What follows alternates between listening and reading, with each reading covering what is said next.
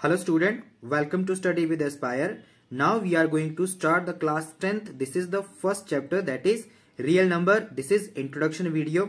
We are dealing with real numbers here. जैसा real number को पढ़ने से पहले हम कुछ नंबर्स पढ़ेंगे, that is natural number, whole number, integer, जो आपने क्लास 9th या लोअर क्लासेस में पढ़े होंगे, लेकिन हम यहाँ पे थोड़ा बेस क्लियर करते हैं। तो सबसे पहले हम स्टार्ट करते हैं नेचुरल नंबर से। नेचुरल नंबर क्या होते हैं, जैसा मैंने यहाँ पे लिखा है, नेचुरल नंबर क्या होते हैं, द नंबर स्टार्ट्स फ्रॉम 1। इनके बारे में ये जो कंडीशन है ये आपको याद रखनी है कि क्या क्या चीजें हैं। The number which starts from 1, जो 1 से स्टार्ट होता है, और जिनको हम काउंटिंग नंबर भी बोलते हैं। जैसे जो नेचुरल नंबर को n से डिनोट करते हैं, जैसे मैंने यहाँ पे लिखा है इट इंक्लूडेड 1 2 3 4। जैसे इसमें 100 भी आ सकता है, जैसे इसमें 1001, जैसे 1001 आ सकता है, और अप टू ये इंफिनिटी तक जाते हैं, अप टू पॉजिटिव इंफिनिटी तक। वैसे नेचुरल नंबर में कभी भी फ्रैक्शन नहीं आते हैं, कभी भी डेसिमल नंबर नहीं आता है, और कभी भी यहाँ पे रूट नहीं आएगा। लेट्स सपोज रूट 2, इस टाइप के number, fraction, decimal and root वाले नंबर नेचुरल नंबर में कंक्लूड नहीं होते हैं। इसमें ओनली, जैसे हम 1 2 3 4, ओनली इसमें पॉजिटिव नंबर आएंगे। जैसे आपने नंबर लाइन में पढ़ा होगा, जो पॉजिटिव नंबर है वो सारे तो नहीं होते हैं नेचुरल नंबर, लेकिन जो काउंटिंग नंबर होते हैं 1 2 3 4 5 6, जैसे हम आगे काउंटिंग करते जाएंगे 100 200 1 करोड़ 1 लाख, जैसे इन्फिनिटी तक जाएंगे, that is called natural number. इसमें फ्रैक्शन नहीं आते हैं। डेसिमल नंबर कोई भी अगर मैं लिख दूं 5.6, तो वो इसमें इंक्लूड नहीं होगा। इसके अलावा जितने कर भी रूट्स के नंबर है वो नहीं आएंगे। नेक्स्ट जो हम बात करेंगे that is whole number. Whole number क्या होते हैं, the number which starts from 0। जैसे ये 0 से स्टार्ट हो गए, जैसे 0 1 2 3 4, और ये भी पॉजिटिव इंफिनिटी तक जाने वाले हैं। It include all natural number. जैसे अगर हम 0 को छोड़ दे तो ये सारे के सारे ये नेचुरल नंबर है। इसमें एक्स्ट्रा क्या आने वाला है, ओनली 0। तो होल नंबर कहां से स्टार्ट होते हैं, होल नंबर स्टार्ट्स फ्रॉम 0। ये भी सारे के सारे पॉजिटिव नंबर होते हैं, और सेम एज ये भी काउंटिंग नंबर्स ही होते हैं। इसमें भी फ्रैक्शन, डेसिमल और रूट वाले नंबर इसमें इंक्लूड नहीं होने वाले हैं। अगर नेचुरल नंबर की बात करें तो स्मॉलेस्ट नेचुरल नंबर 1 है, और स्मॉलेस्ट होल नंबर 0 है। नेक्स्ट हम बात करेंगे, that is very important, integers. अगर इंटीजर्स की बात करें तो अगर हम होल नंबर की बात करें, जैसे हमारे होल नंबर होते हैं 0 1 2 3 4 5 अप टू पॉजिटिव इंफिनिटी। अगर होल नंबर में हम माइनस लगा देते हैं, जैसे वैसे तो 0 में माइनस नहीं होता है, 0 is neither positive nor negative, लेकिन फिर भी अगर हम ये जो 1 1 2 3 4 5 6 अगर नेचुरल नंबर या इनको होल नंबर बोले, तो अगर होल नंबर में हम माइनस ऐड कर दे और सारे के सारे पॉजिटिव होल नंबर ले ले, तो ये सारे इंक्लूड होते हैं इंटीजर में। तो इंटीजर पॉजिटिव भी हो सकते हैं, इंटीजर नेगेटिव भी हो सकते हैं। जैसे मैंने यहाँ पे लिखा हुआ है कि जैसे ये पॉजिटिव होल नंबर है, जैसे 0 1 2 3 4 5, ये कहां तक जाएंगे, ये पॉजिटिव इंफिनिटी तक जाने वाले हैं। और अगर हम इसमें माइनस भी जोड़ दें, अगर माइनस इसके साथ हम माइनस लगाएंगे, तो ये नेगेटिव होल नंबर बन जाएंगे। 0 को छोड़ के ये नेगेटिव होल नंबर बन जाएगी, क्योंकि 0 तो ना पॉजिटिव होता है ना ही नेगेटिव होता है। तो दीज ऑल, ये जो सारे के सारे नंबर होंगे, इनको हम इंटीजर्स बोलेंगे। इंटीजर में कभी भी डेसिमल नंबर नहीं आते हैं। इंटीजर का मतलब ही होता है एक होल नंबर, पूरा पूर्ण अंक। जैसे मैं 5 की बात कर रहा हूं, एक पूर्ण अंक है। अगर मैं 5.6 की बात कर रहा हूं, तो ये एक पूर्ण अंक नहीं है, ये एक डेसिमल नंबर है, तो ये इंटीजर में नहीं आएगा। अगर मैं 1001.1 की बात करें, तो ये भी हमारा इंटीजर नहीं होगा, क्योंकि ये डेसिमल नंबर है। तो इस प्रकार से जो इंटीजर है 2 टाइप के होते हैं, that is first one is positive integer, जो 1 से लेके पॉजिटिव इंफिनिटी तक आते हैं, जिसमें डेसिमल नंबर इंक्लूड नहीं होते हैं।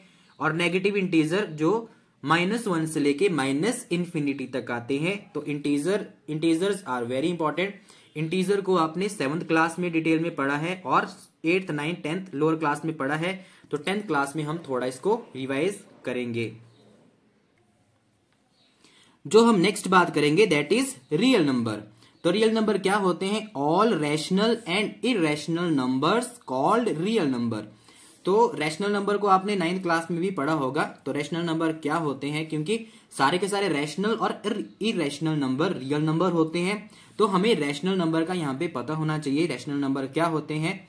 तो आइए देखते हैं। The number which can be written as p upon q, जिसमें q 0 नहीं होगा। सिंपल सी बात है, जिसको हम न्यूमरेटर अपॉन डिनोमिनेटर में लिख सकते हैं तो उसको हम रैशनल नंबर बोलेंगे। तो जितने कर भी इंटीजर है उनको हम एज अ रैशनल नंबर लिख सकते हैं। जैसे 2 को मैंने 2/1 भी लिख सकते हैं, ये 2 ही है। उसी प्रकार से अगर मान लो मेरे पास 1000 है तो इसको हम कैसे लिखेंगे? p upon Q. तो p अपॉन क्यू के रूप में। तो अगर मैं 1000 के अपॉन में 1 लगा देता हूं तो ये न्यूमरेटर बन जाएगा, ये डिनोमिनेटर बन जाएगा। तो इसको मैं p अपॉन क्यू की फॉर्म में लिख सकता हूं, जिसका मतलब होता है 1000 ही। तो इस प्रकार से जितने कर भी इंटीजर है, चाहे माइनस की बात करें, जैसे -7/1 भी -7 के इक्वल ही होने वाला है। तो इस प्रकार से सभी इंटीजर्स को हम p अपॉन क्यू की फॉर्म में लिख सकते हैं। ये चाहे पॉजिटिव इंटीजर हो चाहे नेगेटिव इंटीजर हो, तो सारे के सारे इंटीजर को हम रैशनल नंबर भी बोल सकते हैं। नेक्स्ट अगर हम बात करेंगे इरेशनल नंबर की, तो कौन कौन से नंबर होते हैं?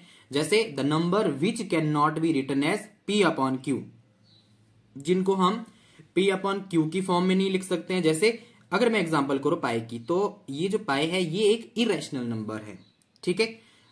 दूसरा, whose decimal expansion are non recurring and non terminating. Simple सी बात, हम नॉन रिकरिंग की बात करते हैं। जैसे मैं यहाँ पे 10 को डिवाइड कर रहा हूं 3 से, तो 3 3 यहाँ पे 9 आने वाला है, दैट इज 1 आ जाएगा। यहाँ पे हम पॉइंट लगाएंगे तो अगेन यहाँ पे 10, तो 3 3 9, 1 पॉइंट यहाँ पे अगेन है 0, यहाँ पे 3 3 9, तो ये 3.333 आने वाला है। लेकिन ये रीअकरिंग है, लेकिन यहाँ पे नॉन रीअकरिंग की बात होगी। ये जो रीअकरिंग है, क्योंकि यहाँ पे 3.3333 चलता जाएगा, तो ये रीअकरिंग है, तो ये एक रैशनल नंबर है, एक रैशनल नंबर है। नॉन रिकरिंग की बात करें, अगर मान लो लेट्स सपोज यहाँ पे अगर हमारा जो कोशिएंट है मान लो इस टाइप से आता है 7.1255169, और ये कभी भी टर्मिनेट नहीं होगा। टर्मिनेट मीन्स ये खत्म नहीं होगा, तो इसको हम क्या बोलेंगे? ये इरेशनल नंबर है। तो ये नॉन रिकरिंग का मतलब कि रीअकर भी नहीं हो रहा है और ना ही ये खत्म हो रहा है। तो नॉन रिकरिंग इज दिस। और नॉन टर्मिनेटिंग मीन्स जो टर्मिनेट नहीं हो रहा है, मीन जिसका रिमाइंडर 0 नहीं होने वाला है, वो टर्मिनेट ही नहीं होगा, तो वो भी हमारा इरेशनल नंबर होने वाला है, ठीक है। 2 चीजें आएगी, non terminating and non recurring. अगर ऐसे नंबर हो हमारे पास जिसकी डेसिमल एक्सपेंशन ये होती है कि अगर हम डेसिमल में डिवाइड करते हैं, मतलब हम रिमाइंडर को 0 करने की कोशिश कर रहे हैं, लेकिन हमारा ये नॉन टर्मिनेटिंग है और इसमें जो नॉन रिकरिंग है, ये जो डेसिमल एक्सपेंशन है नॉन रिकरिंग है, मतलब ये रिकर भी नहीं हो रही है। इस प्रकार से जो जितने कर भी रैशनल और इरेशनल नंबर है वो हमारे रियल नंबर होते हैं। इसके साथ साथ मैंने आपको बताया कि पाई एक इरेशनल नंबर है, और जितने कर भी रूट में हमारे प्राइम नंबर्स होते हैं, प्राइम नंबर होते हैं, वो भी हमारे, जैसे एग्जांपल में √2 की बात करूं, मैं √ यहाँ पे 11 लिख रहा हूं। जैसे अगर मैं रूट के अंदर सभी नंबर इरेशनल नहीं होते, जैसे मैं रूट के अंदर अगर 9 लिख रहा हूं तो इसका मतलब होता है 3, क्योंकि √9 = 3। तो जितने कर भी रूट के अंदर प्राइम नंबर्स होंगे तो वो भी इरेशनल नंबर होंगे। तो I think this is clear, rational number और irrational number. Now let's talk about the prime number. Prime numbers क्या होते हैं? तो यहां पे है द नंबर ग्रेटर देन 1, ये ग्रेटर देन 1 होते हैं। जो ये इसकी definition, the number which is divisible by itself and 1 only. जैसे मैं अगर बात करूं यहां पे, जैसे मैं 7 की बात करता हूं, तो ये 7 को मैं या तो 7 से डिवाइड कर सकता हूं, जैसे 7 से डिवाइड कर सकता हूं तो इसका कोशिएंट 1 आएगा, या तो मैं इसको 1 से डिवाइड कर सकता हूं, जैसे 1 7 7, तो जो नंबर अपने आप से डिविजिबल है और 1 से डिविजिबल है तो उनको हम प्राइम नंबर बोलते हैं। और दूसरा, it has only 2 factors, factor same as जैसे ये और ये, इसके अगर 7 के फैक्टर की बात करें तो इसके ओनली 2 फैक्टर आएंगे 1 एंड 7। तो प्राइम नंबर के ऑलवेज 2 फैक्टर ही होने वाले हैं। चाहे आप किसी भी प्राइम नंबर की बात करें, चाहे 11 की बात करें, 11 के भी 2 ही फैक्टर होने वाले हैं, 1 एंड 11, या किसी भी प्राइम नंबर के 2 ही फैक्टर होंगे। दैट इज, अगर मैं यहाँ पे मैंने लिखे हैं प्राइम नंबर्स 2, 3, 5, 7, 11, 13, 17, 19, 23, 29। अगर 1 से 50 तक की बात करें तो हमारे पास टोटल प्राइम नंबर 15 होते हैं, और 50 से 100 तक हमारे पास टोटल प्राइम नंबर 10 होते हैं। That means 1 to 100 we have only 25 prime numbers. Composite number की अगर बात करें तो जो प्राइम नंबर नहीं है वो कॉम्पोजिट नंबर है। जैसे जो यहाँ पे 4, 6, 8, 9, 10, 12, 14, 16, 20, 40, 100, 50 जो प्राइम नहीं है दैट मीन्स वो कॉम्पोजिट नंबर है। जो स्मॉलेस्ट प्राइम नंबर है वो हमारे पास यहाँ पे 2 है, और 2 ही ऐसा नंबर है जो ओनली इवन नंबर है, जो प्राइम नंबर है। Only even prime number is 2। और स्मॉलेस्ट कॉम्पोजिट नंबर की बात करें तो वो हमारे पास 4 होता है। इसके बाद हम जो हमारे 10th क्लास में जो मेन टॉपिक है उस पे मूव करेंगे, that is theorem 1.1, that is Euclid's division lemma, या इसको यूक्लिड्स डिवीजन एल्गोरिथम भी बोलते हैं। ये क्या है? ये थोड़ा न्यू चैप्टर है, न्यू टॉपिक है हमारे पास क्लास 10th में। ये बोलता है, बहुत ही आसान है ये बोलता है given positive integer a and b there exist unique integer q and r जो सेटिस्फाई करते हैं a is equal to b q plus r. Simple सी बात आपने याद रखनी है ये, क्योंकि ये थोड़ा टिपिकल सा लग रहा है दिखने में। यहां पे हम सिंपल सी बात करेंगे कि जैसे हमने क्लास 6 में भी पढ़ा है कि हमारे पास क्या होता है, जो डिविडेंड है, dividend is equal to quotient या डिवाइजर, यहां पे डिवाइजर पहले लिखते हैं, divisor into quotient plus remainder. यही चीज है यही चीज डिविडेंड। यहां पे जो ए है वो क्या है? डिविडेंड है, और जो यहां पे बी है दैट इज डिवाइजर, जो यहां पे क्यू है दैट इज कोशिएंट, एंड जो यहां पे आर है दैट मीन्स रिमाइंडर। ये आपने देखा है, जैसे मैं यहां पे एक डिवाइड करके देखता हूं। जैसे मैं यहां पे 15 को डिवाइड कर रहा हूं 4 से, तो 4 3 जा 12, यहां पे 3 आने वाला है। तो इस 15 को मैं कैसे लिख सकता हूं? जैसे यहां पे 15 जो हमारा डिविडेंड है इसको मैं लिख सकता हूं 15 इज इक्वल टू डिवाइजर, यहां पे 4 है, जो बी है वो डिवाइजर है, इनटू कोशिएंट हमारे पास यहाँ पे 3 है, प्लस रिमाइंडर हमारे पास यहाँ पे 3 चीजें हैं, 3 है। तो इस प्रकार से जो ये एल्गोरिथम है ये बताता है हमें कि dividend is equal to divisor into quotient plus remainder. और जो ये चीज है यहाँ पे जो आर की बात करें, जो रिमाइंडर है, ये रिमाइंडर ऑलवेज स्मॉलर देन होगा बी से, क्योंकि अगर देखो लेट्स सपोज यहाँ पे जो हमारा रिमाइंडर अगर 4 हो जाता तो हम 4 से इसको डिवाइड कर सकते हैं, 4 1 जा 4, और रिमाइंडर हमारा 0 हो जाता। तो इसलिए जो रिमाइंडर है ये ऑलवेज डिवाइजर से स्मॉलर होगा, और ये 0 से या तो 0 के इक्वल होगा या 0 से ये बड़ा होने वाला है, क्योंकि अगर 0 के इक्वल होगा तो रिमाइंडर हमारा 0 हो गया, और अगर ये ऑलवेज 0 से बड़ा ही होने वाला है। तो इस प्रकार से ये यूक्लिड्स डिवीजन एल्गोरिदम या यूक्लिड डिवीजन लेमा है।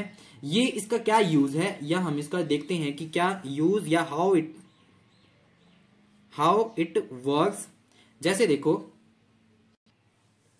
मैं यहां पे एग्जांपल ले रहा हूं, ये 2 नंबर्स हैं हमारे पास, तो मैं क्या करूंगा यहां पे मैं 91 को डिवाइड कर रहा हूं 26 से, तो 26 3 टाइम होगा ये, 26 3 जा 78, माइनस करने पे यहां पे हमारे पास आने वाला है 13।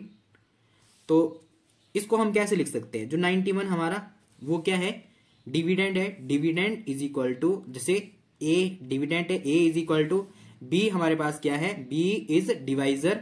Divisor mean 26 multiply Q quotient means 3 plus remainder means 3।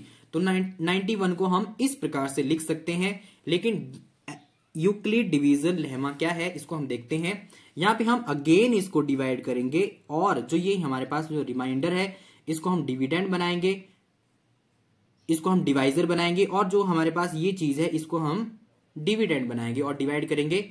13 2 26। जब तक हमारा यहाँ पे रिमाइंडर 0 नहीं आने वाला तब तक हम डिवाइड करेंगे और इसको ही यूक्लिड्स लेमा बोलते हैं। तो यहाँ पे हमारा रिमाइंडर 0 आने वाला है, तो इसको हम कैसे लिख सकते हैं? अब जो हमारा 26 क्या आ गया? इज इक्वल टू जो हमारे पास 13 यहाँ पे कोशिएंट है, सॉरी डिवाइजर है, 2 हमारे पास कोशिएंट है, और जो रिमाइंडर है वो हमारे पास 0 है।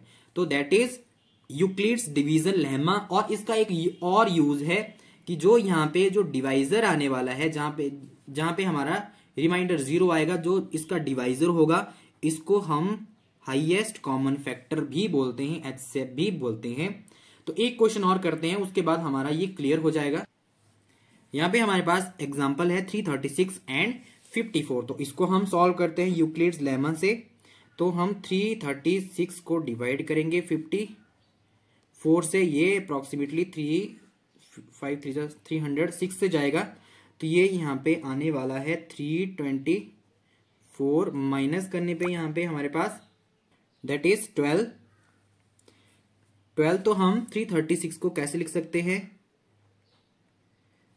A is equal to B हमारे पास यहाँ पे डिवाइजर है, इंटू क्यू हमारे पास यहाँ पे 6 है, प्लस आर इज 12। लेकिन हमारे पास यहाँ पे रिमाइंडर 0 नहीं है, तो इसलिए हम इस 12 को अगेन डिवाइड, इस 12 से 54 को डिवाइड करेंगे। 54 यहां आ जाएगा, अगेन 12 यहाँ पे 4 जा 48 आने वाला है, और यहाँ पे हमारे पास बच जाएगा 6।